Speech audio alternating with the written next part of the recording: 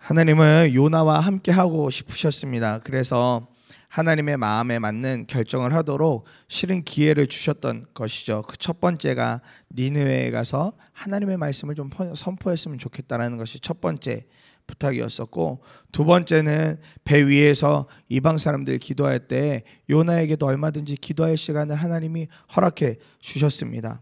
그러나 요나는 끝내 모든 것을 거부하고 이제 그가 있는 상황은 물속, 그것도 큰 물고기 뱃속에 들어가는 상황이 되어져 버렸습니다.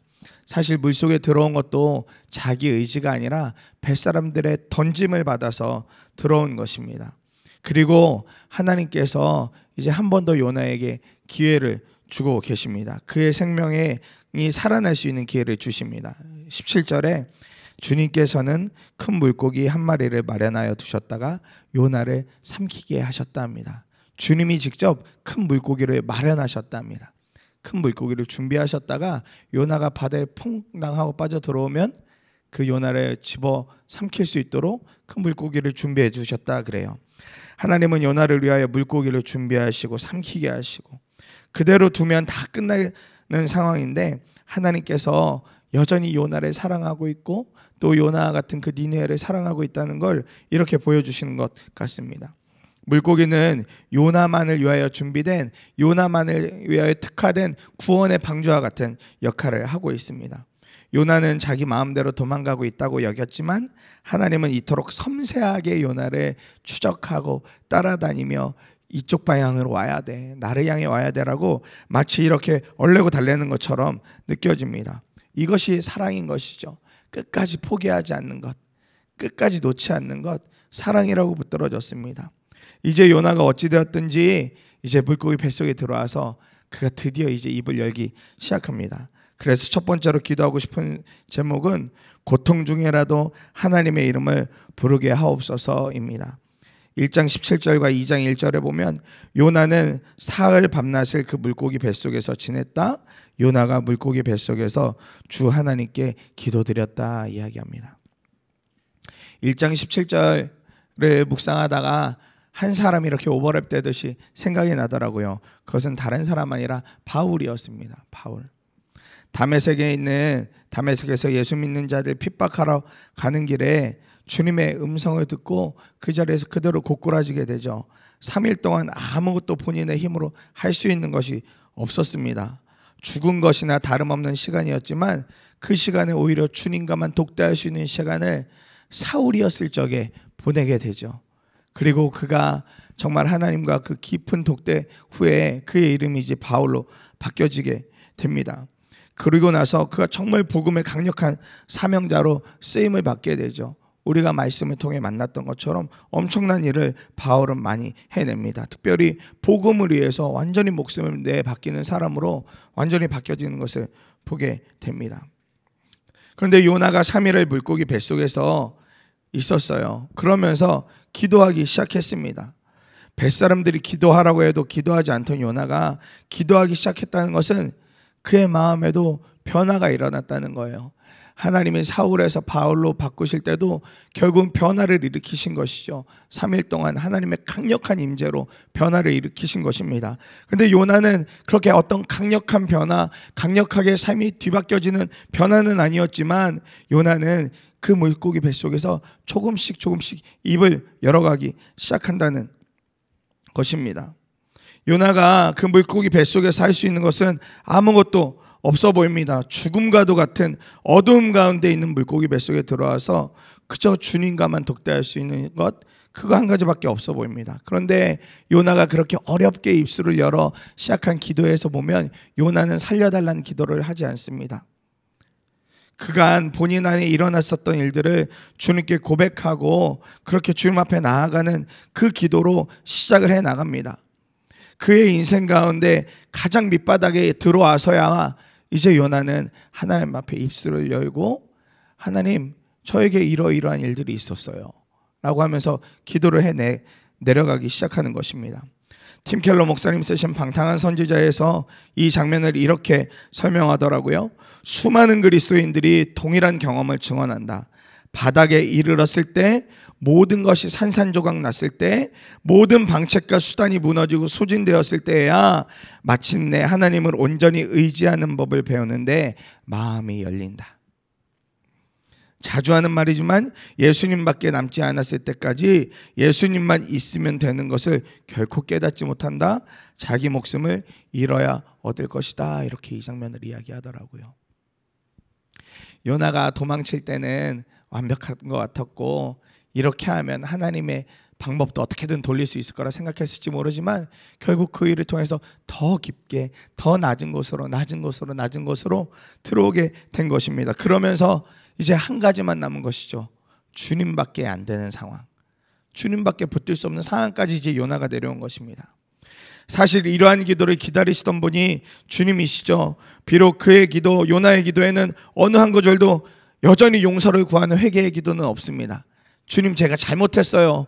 주님의 뜻 거스른 거 제가 너무 잘못했어요 라는 고백은 한 절도 나오지가 않습니다. 그런 회개의 기도가 없는 기도였지만 그가 물고기 뱃속에서 하나님의 이름을 부르고 있고 그가 처한 상황을 구구절절히 하나님 앞에 고백하며 마음을 조금씩 열어가고 있는 것입니다. 고통 중에 하나님의 이름을 부르며 나아가는 것이죠. 요나가 바닥을 치고 나서야, 바닥 가운데 완전히 들어가고 나서야 결국은 자신의 한계를 발견한 것입니다. 내 힘으로 안 된다. 내 힘으로 안 된다. 이제는 잠들어 버렸던 저의 영혼이 깨어날 준비를 하기 시작한 것입니다. 몇 년 전에 이렇게 한국 야구에서 꽤 잘하는 선수다라고 이름을 날렸던 선수인 양준혁 씨가 한 방송에서 인터뷰하는 것을 봤습니다. 양준혁 선수 별명 중에 하나가 거꾸로 쳐도 3할 타자라는 별명이 하나 있거든요. 그만큼 야구 선수로서 또 타자로서 엄청난 재능을 갖고 있는 선수였습니다. 그런 선수에게 인터뷰를 진행하던 진행자가 대뜸 이런 질문을 하더라고요. 늘 양준혁 선수는 10년 넘게, 거의 20년 가까이 선수 생활을 하면서 늘 좋은 성적을 냈었는데 당신에게도 슬럼프라는 것이 있었습니까? 라고 물었어요. 그러니까 양준혁 선수가 그에 대답하길, 예, 저에게도 슬럼프가 있었죠. 저에게도 맞지 않는 순간이 있었어요. 타자로서 정말 좌절이 되어지는 순간들이 매해마다 있었어요. 그렇게 이야기를 하더라고요. 그래서 다시 진행자가, 아니 그러면 그 슬럼프가 왔을 때 양준혁 선수는 어떻게 하셨나요? 뭐 훈련을 좀 더 많이 하셨나요? 아니면은 휴식하는 시간을 많이 가지셨나요? 뭐 그런 식으로 질문을 했습니다. 그러니까 이 양준혁 선수가 대답하길, 자신은 슬럼프가 오면 오히려 빨리 바닥을 치려고 몸부림쳤다 이야기하더라고요. 빨리 바닥 가운데로 내려가려고. 그러면서 덧붙여 이야기하기를 자기도 신인 시절에는, 또 연차가 얼마 안 됐던 시절에는 슬럼프가 오면 뭐 안 써본 방법이 없었다고 합니다. 훈련을 이전보다 2배, 3배 늘려서 해보기도 하고, 뭐 내 마음대로 이렇게 처지지 않으면 정말 뭐 음식을 바꿔가면서 좋은 것이라는 것을 다 먹어보기도 하고 여러 방법들을 다 해봤는데 아니더라는 거예요. 5년이 되고 프로 선수 생활한 지 10년이 넘어가고 이제 10년이 훌쩍 넘어가는 어느 시점 되니까 알겠더랍니다. 아, 힘을 빼야 되는 거구나. 내가 이거 힘줘서 한다고 해서 잘 되는 것 아니고 내가 완전히 바닥을 찍어야만 결국은 슬럼프가 다시 바닥을 찍고 나서 다시 정상 궤도로 올라올 수 있는 길이 열리는 것이구나. 이것을 오랜 선수 생활 뒤에야 겨우 깨달았다고 그렇게 이야기하는 것입니다. 우리가 대부분 운동의 원리를 알듯이 운동 배울 때마다 제일 많이 듣는 이야기가 뭡니까? 힘을 빼셔야 돼요. 힘 주시면 안 돼요. 그렇게 이야기하죠. 양준혁 선수가 슬럼프를 만났을 때는 그가 다시 한 번 더 마음을 가다듬고 새롭게 할 수 있는 바닥을 치는 기간이었다 그럽니다. 그 1년에 130경기 이상 프로 선수들이 시즌을 6개월 동안 가야 되는데 그러다 보면 몇 차례 이런 순간이 온다는 거예요. 그때마다 본인은 안다는 거예요. 내가 빨리 바닥을 쳐야 되는구나. 내가 빨리 힘을 더 빼야 되는구나. 그걸 알았다는 것입니다. 사랑하는 여러분, 우리 인생에서 마주하는 어려움이나 영이 잠들어 버리는 시간이 다른 한편으로는 하나님께서 우리의 힘을 빼시는 순간이다라는 마음이 들었습니다. 우리는 조금만 기회가 생기면 나 자신이 이거 할 수 있을 것 같아. 내 힘으로 무엇이든지 할 수 있을 것 같아. 내가 마음만 먹으면 이거 얼마든지 가능한 일이지 뭐, 이런 마음이 수시로 들어올 때가 있죠. 그리고 그렇게 해서 조금이라도 결과물이 생기면 어떻게 되죠? 이거 봐, 내가 할 수 있어서 한 거라니까, 내가 할 수 있을 만한 능력이 있어서 된 거라니까. 인생이 잘 풀리고 하던 일에 막힘이 없을 때 우리의 연약함 중 하나는 하나님을 그렇게 조금씩 뒤로 밀어낼 때가 있다라는 것입니다. 그런데 오늘 요나같이 힘이 다 빠지고 이제는 이 어려움, 지금 나에게 온 이런 상황들 내가 어떻게 할 수 없구나라고 여겨지면 결국 하나님께로 오게 되어지는 것이라는 겁니다. 그런데 중요한 것이 있습니다. 요나가 바닥에만 머물러 있어서 그냥 바닥에만 있었다고 거기서 벗어날 수 있던 것 아닙니다. 바닥에서 납작 엎드려져서 하나님을 향하여 올려드린 기도를 통해 새로운 은혜, 새로운 역사를 출발할 수 있는 전환점이 생겨졌다는 것입니다. 사랑하는 성도님들, 오늘 당장 사업장의 어려움 때문에 마음이 완전히 바닥 안에 계십니까? 아니면 내 마음대로 안 되는 자녀를 보면서 내 마음이 완전히 바닥을 치고 계십니까? 내 마음대로 안 되는 어떤 관계의 문제, 부부나 직장 동료와의 여러 관계의 어려움 때문에 바닥에 계신가요? 아니면 질병의 고통 때문에 내 마음이 완전히 바닥에서 눌려 계십니까? 아마 이런 것들을 해결해 보려고 여러 모양으로 발버둥 쳐 보셨을 것입니다. 내가 할 수 있는 방법 다 동원해서 그거 돌파해 보려고 노력 다 해보셨을 것입니다. 그런데 안 되는 것 우리가 너무나 많이 경험도 해 보셨을 것입니다. 이제 힘이 다 빠진 것 같다 여기신다면 이제는 우리가 그 바닥에서 하나님께 기도의 입술을 열어야 할 때가 된 것입니다.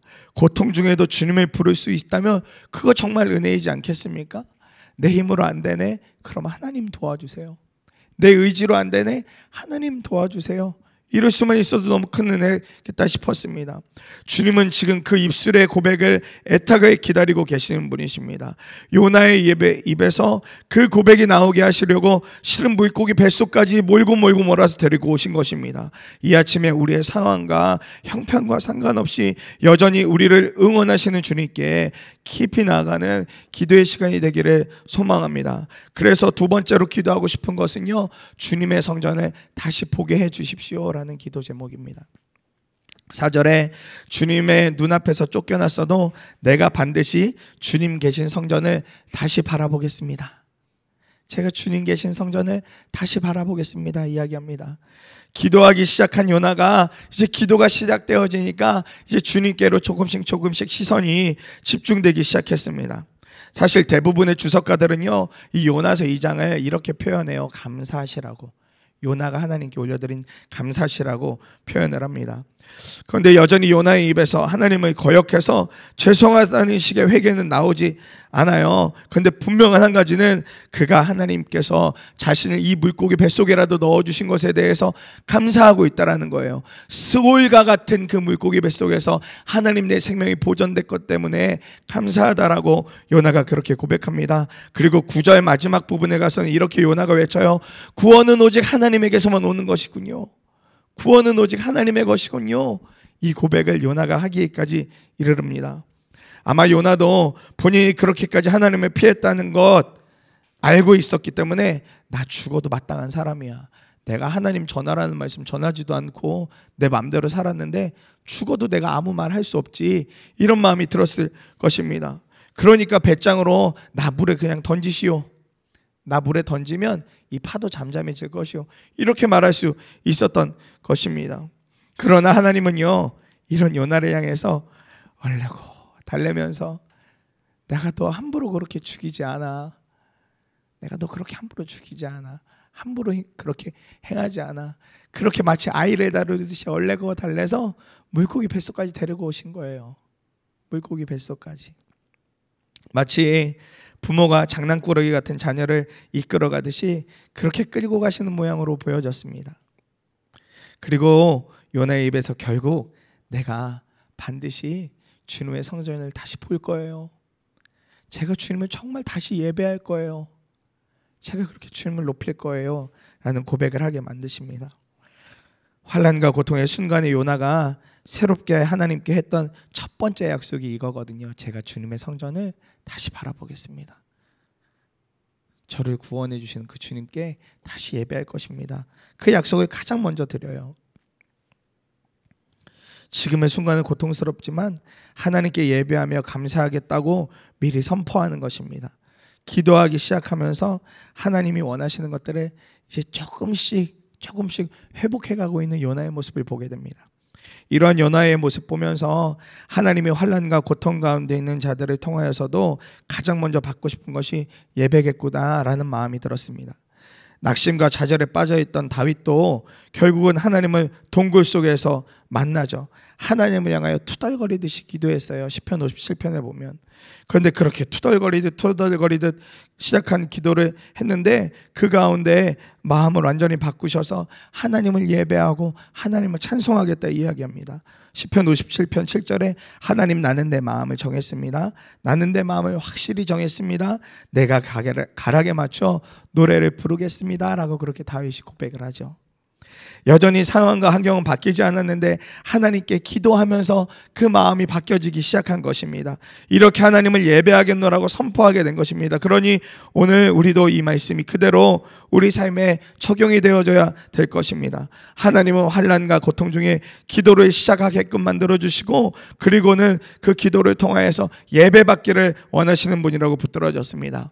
우리가 잘 알고 있고 교회에서 많이 부르는 찬양 중에 하나 시선이라는 찬양이 있죠. 그 시선이라는 찬양을 만든 분이 김명선이라는 간사님이십니다. 얼마 전에 이 간사님의 간증을 듣게 되었습니다. 이 간사님 인생 스토리를 쭉 이렇게 이야기해 주시는데 27살에 결혼을 하셨다 그래요. 그런데 그 결혼한 남편이 정말 자신과 또 그 후에 태어난 아이들을 정말 많이 사랑하는 남편, 정말 자기가 보기에도 주변 사람들이 보기에도 너무 정말 가족들을 사랑하는 남편인 것 같아. 그렇게 고백할 정도로 너무 그렇게 행복하게 살고 있었다 합니다.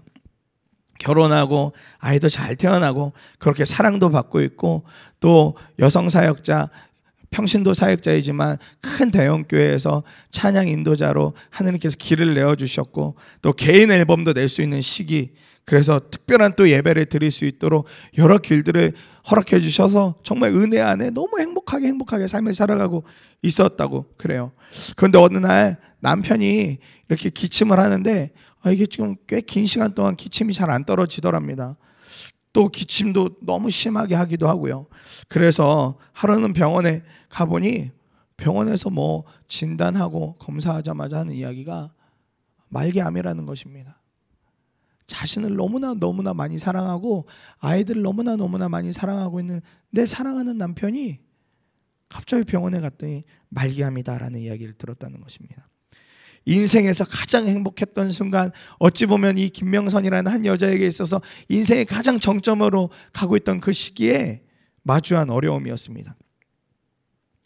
그렇게 이제 마지막 삶을 준비하고 있는데 평소에 믿음이 좋던 남편이 호스피스 병동으로 왔을 때 그래도 아내가 할 수 있는 것 다른 것 없는 것 같아서 그 남편에게 천국에 대하여서 함께 이야기를 나누고 천국에 대해서 이렇게 막 이야기를 하는데 남편이 너무 싫어하더랍니다.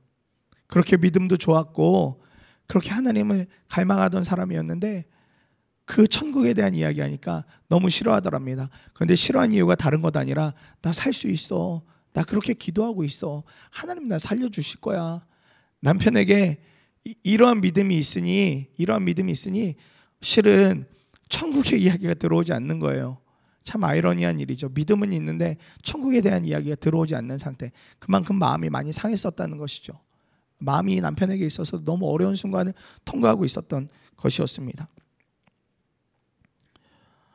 그래서 아내 된 입장에서 이거 큰일 났다. 남편이 이 상태로 하나님 부르심 받으면 어떡하지? 그래서 정말 기도 많이 했다 그럽니다. 천국에 대한 믿음이 완전히 흔들려 버리고 뿌리채 뽑혀 버릴까 봐. 근데 어느 날 남편이 이렇게 혼자 앉아 있는 것을 보는데 그 남편이 그렇게 고백하더랍니다. 살려주세요라는 고백이 아니라 그 남편이 혼자 하나님 찬양합니다. 하나님 사랑합니다. 그렇게 두려워했고 어려워했던 남편의 마음이 아내와 함께 그렇게 병실에서 예배드리고 또 영상을 통해서 예배드리고, 아이들이 왔을 때 아이들과 함께 기도하고 그런 시간들을 보내면서 그 남편의 마음이 이제 다시 하나님을 주목하는 것으로 바뀌어진 것이에요. 그러니까 병상 안에서 하나님 사랑합니다, 하나님 찬양합니다, 하나님 예배합니다 라는 고백으로 뒤바뀌어졌더라는 것입니다. 그러고 나니까요, 힘이 없는 그 몸과 손으로 병실에 아이들이 보고 싶어서 아빠 보고 싶어서 오면 그 아이의 겨우겨우 머리에 손을 대고 기도해주고 천국에 대하여서 이야기해주고 믿음에 대하여서 이야기해주고 축복해 주었더랍니다. 간사님도 남편도 이제 마지막으로 여겨지는 상황 속에서 주님을 끝까지 예배하고 찬양하는 믿음을 사용한 것입니다. 결국 간사님의 남편이 2016년에 하나님의 부르심을 받았죠. 그런데 하나님은요, 이후에 놀랍도록 이 간사님을 더욱더 사용하고 계시더라고요. 특별히 예배하는 자리에, 하나님을 외치는 자리에 계속해서 이 간사님을 사용하고 계십니다. 사랑하는 여러분, 고통이 오고 어려움이 와서 하나님의 이름을 부르지 못할 이유가 없는 것입니다. 하나님은 그런 상황을 통해서라도 자신을 찾기 기다리고 계십니다. 아이들이 힘든 일 만났을 때 누구를 가장 먼저 찾습니까? 엄마, 아빠 좀 도와줘요. 자그마한 어려움이 와도 찾죠. 왜 이렇게 엄마나 아빠를 찾게 되는 것입니까? 엄마나 아빠는 이 일 해결해 줄 수 있는 사람이다라는 믿음이 있으니까요. 엄마나 아빠는 진짜 내 힘이다, 나를 돕는 분이다라는 믿음이 있으니까 아이들이 엄마나 아빠를 찾는 것 아니겠습니까? 하물며 우리 하나님은 그보다 더 놀라운 힘과 능력을 가지신 분이십니다. 요나가 지금 하는 기도 감사시라고 해도 어찌 보면 변명처럼 들리기도 하고 완벽한 기도문처럼 보이지도 않습니다. 그냥 그 물고기 뱃속에서 두서없이 막 하나님 앞에 한 기도예요. 그런데 분명히 선포하며 고백합니다. 내가 주님의 성전을 다시 볼 것입니다. 주님께서 베푸신 은혜를 기억할 것입니다. 구원은 오직 하나님에게서만 옵니다. 두서없지만 이렇게 하나님 앞에 기도하며 나아갑니다. 여러분, 인생을 산다는 것이 정말 쉽지 않으시죠? 완전히 물고기 뱃속에 갇혀있는 것처럼 어둡고 답답한 순간이 오실 때도 있으실 것입니다. 어르신들 종종 이렇게 이야기하는 것들을 들었었어요. 인생에 고민 없는 사람이 어디 있냐? 인생에 문제 없는 사람이 어디 있냐? 다 누구에게나 문제가 있고 고민이 있는 것이지. 그 이야기 들을 때마다 동의가 되어졌습니다. 정말 그렇습니다. 그때 우리가 함께 이렇게 고백했으면 좋겠습니다. 주님, 제 인생에 막힌 것 같고 질병이 왔고 관계에 어려움이 왔고 재정에 어려움이 왔고 완전히 물고기 뱃속에서 죽을 것 같은 이 상황이지만 그래도 제가 주님을 바라볼 것입니다. 그래도 제가 주님을 더욱더 사랑할 것입니다. 그래도 주님을 예배할 것입니다. 이 하나님을 향한 믿음의 고백을 담대하게 사용하시기를 간절히 소망합니다. 이 아침에 함께 예배한 우리 모두 안에 하나님의 새 힘이 가득 부어지시기를, 오늘도 하나님의 은혜로 완전히 에워싸움을 받아서 그 안에서 넉넉한 승리하시는 모든 성도님들이 되시기를 간절히 소원합니다. 오늘 그래서 두 번에 나누어서 기도했으면 합니다. 첫 번째로 기도할 때 1장 17절, 2장 1절의 말씀을 붙들고 그대로 기도하면 좋겠습니다. 요나는 사흘 밤낮을 그 물고기 뱃속에서 지냈다. 요나가 물고기 뱃속에서 주 하나님께 기도드렸다 이야기합니다. 하나님께서 완전히 우리 인생 가운데 힘을 빼실 때가 있습니다. 주님만 부르게 하실 때 하나님은 그렇게라도 해서 주의 이름을 부를 수 있도록 이끌어 가십니다.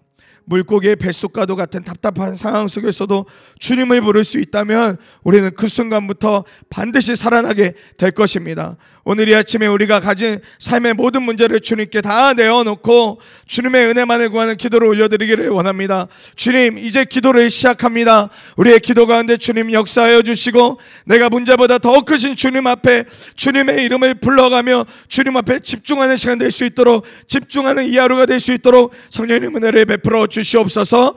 우리 함께 이 믿음의 고백을 주님께 올려드리며 함께 기도하도록 하겠습니다. 살아계신 아버지 하나님,